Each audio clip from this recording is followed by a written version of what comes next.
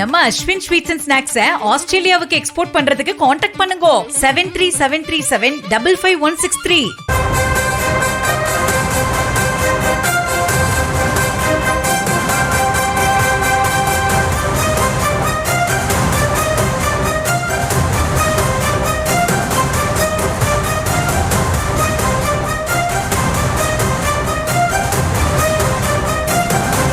அண்மை செய்திகளை தற்போது பார்த்து வருகிறோம்.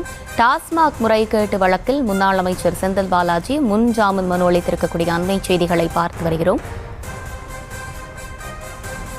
கூடுதல் விவரங்களோடு நிகழார் நம்முடைய செய்தியாளர் மதியழகன். மதியழகன், வணக்கம். விரிவான விவரங்கள் வழங்கலாம்.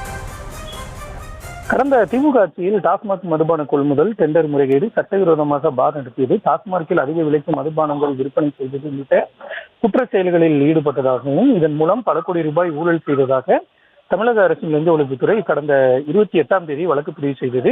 திமுக ஆட்சியில் மின்சாரம், மதுவிலக்கு மற்றும் ஆயத்தீர்வைத்துறை அமைச்சராக இருந்த செந்தில் பாலாஜி, டாஸ்மாக் நிறுவனத்தின் முன்னாள் நிர்வாக இயக்குநர் விசாகன் உள்ளிட்ட 7 பேர் மீது வழக்கு பதிவு செய்யப்பட்டிருக்கிற அந்த வழக்கில் ஆண்டுதோறும் மதுபானங்கள் விற்பனை வாயிலாக அரசுக்கு கிடைக்கும் வருவாய் அதிகரித்த போதிலும் பார்கள் நடத்த டெண்டர் விடுதல் உள்ளிட்ட பணிகளில் வருவாய் குறைவாக வந்ததாகவே கணக்கு காட்டப்பட்டுள்ளதாக தெரிவிக்கப்பட்டுள்ளது.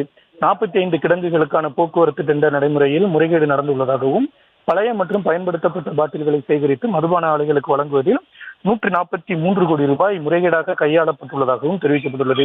நேற்று முன்தினம் பதிவு செய்யப்பட்ட வழக்கின் முதல் தகவல் அறிக்கை சென்னை முதன்மை அமர்வு நீதிமன்றத்தில் தாக்கல் செய்யப்பட்டிருக்கிறது. இந்த நிலையில் தனக்கு எதிராக பதிவு செய்யப்பட்டுள்ள இந்த வழக்கில் முன்ஜாமீன் கோரி முன்னாள் அமைச்சர் செந்தில் பாலாஜி சென்னை நீதிமன்றத்தில் மனு தாக்கல் செய்திருக்கிறார். இந்த வழக்கு நீதிபதி GK இளந்திரையின் முன்பு இன்றைய தினம் 3வது வழக்காக விசாரணைக்கு பட்டியலிடப்பட்டிருக்கிறது.